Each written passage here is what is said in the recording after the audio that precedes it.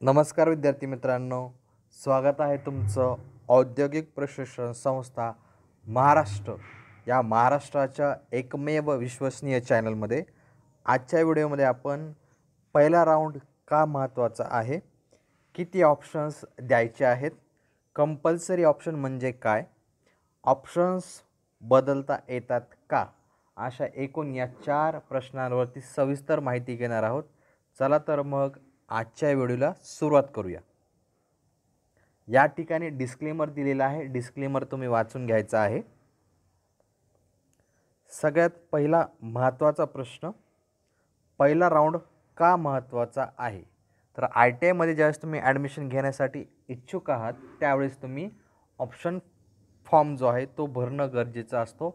Option form भरण्यापूर्वी तुम्हाला online application करणे, fees payment करणं, त्याच्यानंतर फॉर्म कन्फर्म करणं आणि चौथी जी स्टेप येते तुमची महत्त्वाची, ऑप्शन फिलअप करणं.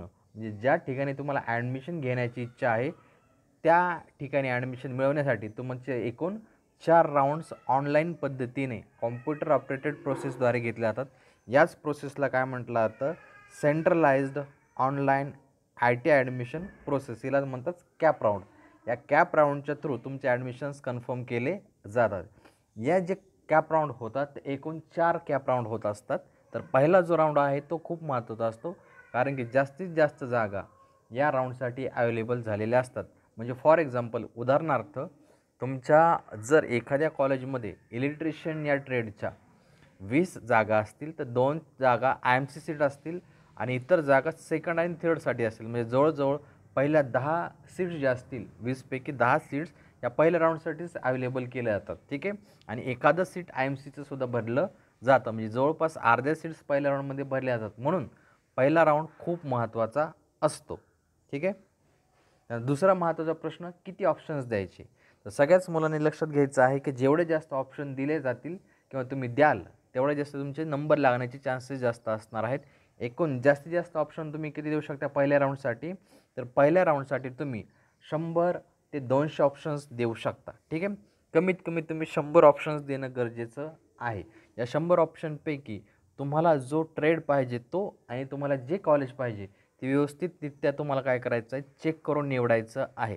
जर समजा तुम्हाला बीडच्या कॉलेजमध्ये इलेक्ट्रिशियन काढायचं असेल आणि त्याच्यानंतर तुम्हाला जर असं वाटलं की नाही, बीडच्या तालुक्यातही मला इलेक्ट्रिशियनला जर नंबर मिळत लागत असेल तर त्या ठिकाणी मला इलेक्ट्रिशियन हा ट्रेड करायचा आहे, तर तुम्ही त्या ठिकाणीही तिथला ऑप्शन देऊ शकता. अशा प्रकारे तुम्ही जास्तीत जास्त 100 ऑप्शन्स दिले पाहिजे. ठीक आहे. पहिल्या परीक्षेसाठी जास्तीत जास्त ऑप्शन द्या, जेणेकरून तुमचे नंबर लागण्याचे चान्सेस पहिल्या राऊंडमध्ये काय असतील, जास्त असतील.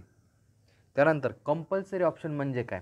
तर कंपल्सरी ऑप्शन म्हणजे समजा तुम्ही असं उदाहरणार्थ गृहीत धरूया आपण, एकूण तुम्ही 30 ऑप्शन्स दिलेले आहेत, 30 ऑप्शन्स दिलेले आहेत. 30 ऑप्शन्सपैकी पहिला जो ऑप्शन असणार आहे तुमचा, पहिला ऑप्शन म्हणजे पहिलं कॉलेज, समजा government ITI college Beed electrician trade, हे जर तुमचं पहिलं ऑप्शन असेल आणि 30 ऑप्शनपैकी पहिल्याच ट्रेडचा तुमचा नंबर लागला तर पहिल्या ट्रेडला तुम्हाला काय करायला, कंपल्सरी ॲडमिशन घ्यावं लागलं आहे. जर समजा 30पैकी चौथ्या नंबरचा ऑप्शन जो दिला होता तुम्ही तो असेल गेवराईचा, तर त्या ठिकाणी जर तुमचा नंबर लागला असेल तर तुम्हाला ॲडमिशन घेणं कंपल्सरी असणार नाही. तुमची इच्छा असेल तर तुम्ही तिथे ॲडमिशन घेऊ शकता.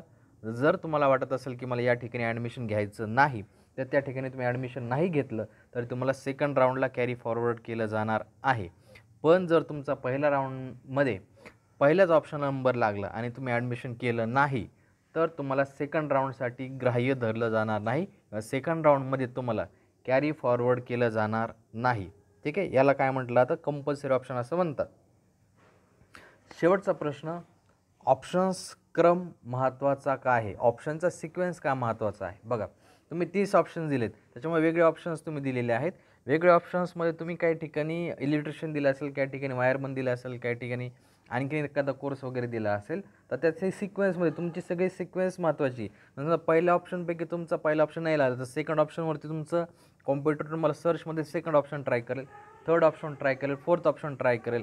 म्हणजे हा जर सिक्वेन्स तुम्ही खाली वर्क केला तर कुठल्या तरी तुम्हाला ज्या ट्रेडला किंवा ज्या कॉलेजला नको होतं ॲडमिशन त्या ठिकाणी जर तुमचा नंबर लागला तर तुमची सगळी अडचण होऊ शकेल. म्हणून ऑप्शनचा सिक्वेन्स महत्त्वाचा असतो.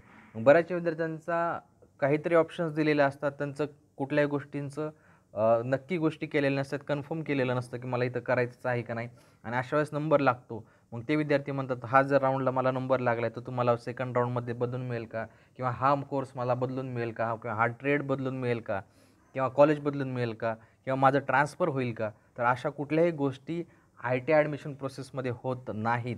म्हणून तुमच्या ऑप्शनचा सिक्वेन्स खूप महत्त्वाचा आहे आणि असतो. त्याच्यामुळे सिक्वेन्स व्यवस्थित द्या, ऑप्शन व्यवस्थित फिल करा, जास्तीत जास्त ऑप्शन द्या. पहिल्या राऊंडमध्येच तुमचा नंबर लागेल याची काळजी घ्या.